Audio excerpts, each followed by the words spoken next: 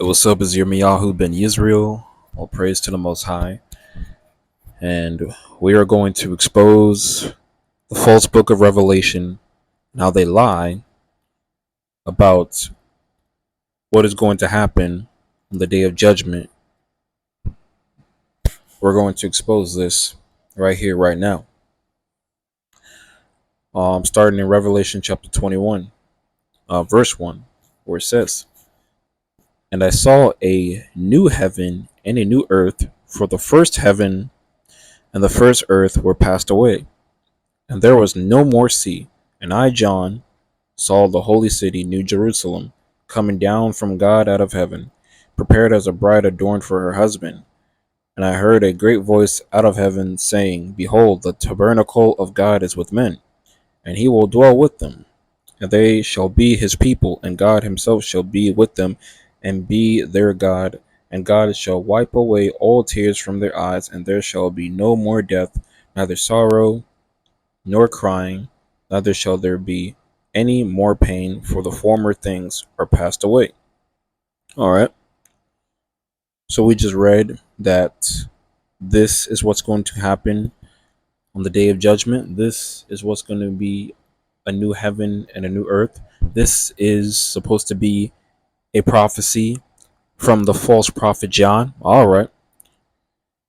We know we have law, statutes, and commandments in order to qualify to be a prophet of the Most High Yahweh. Now we're going to go to his true word in Isaiah 25. And if it doesn't line up, well, John, you just exposed yourself for being a liar and a fraud.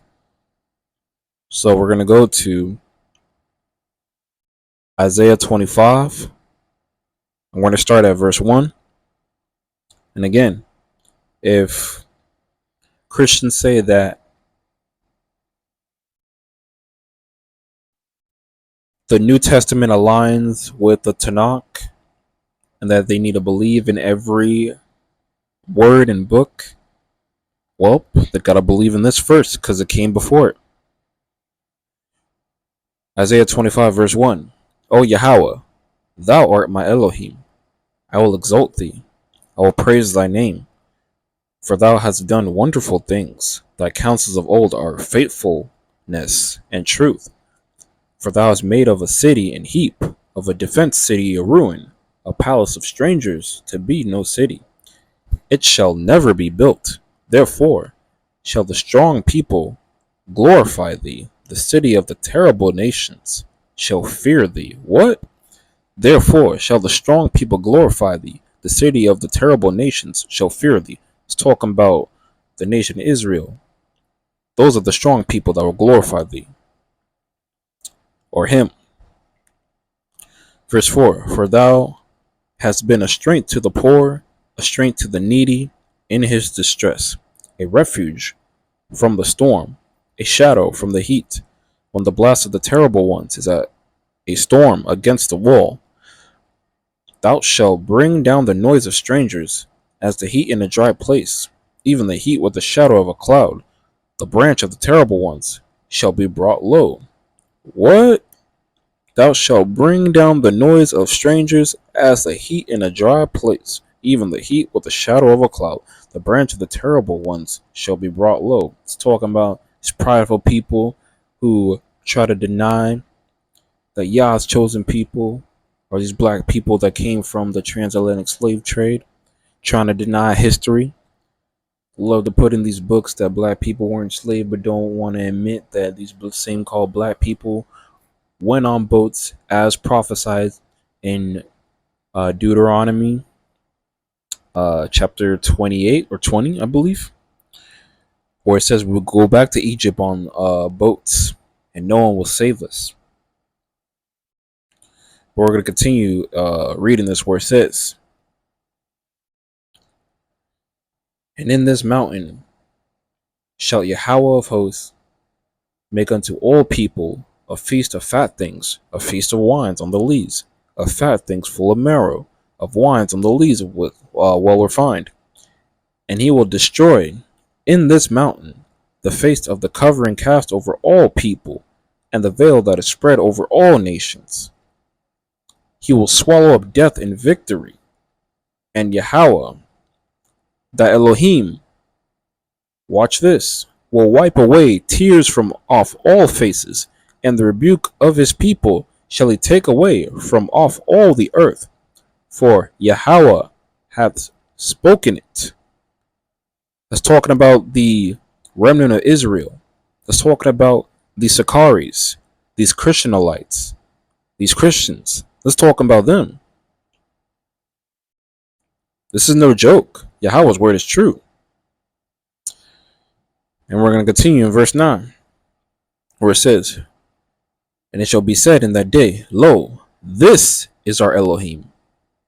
What?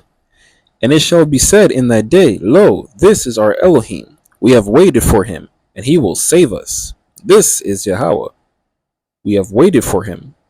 We will be glad and rejoice in his salvation. Ooh. Oh. Whoa.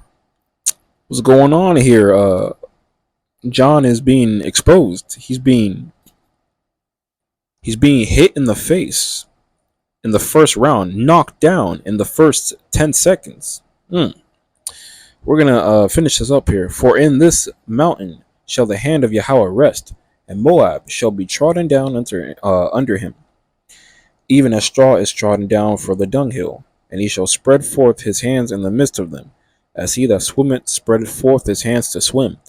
And he shall bring down their pride together with the spoils of their hands, and the fortress of the high fort of thy walls shall he bring down, lay low, and bring to the ground, even to the dust. All praise to the Most High Yahweh.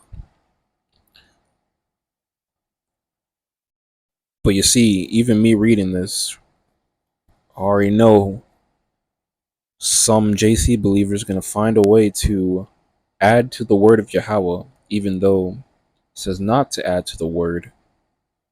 They're going to find a way to emotionalize their way out of this one, even though this was thus said Yah.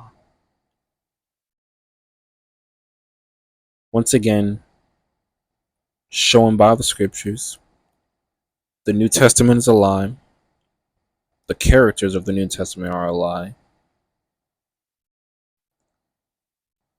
But the word of Yahweh is truth, and his truth endureth forever. But hey, this is Yirmiyahu. I'm out.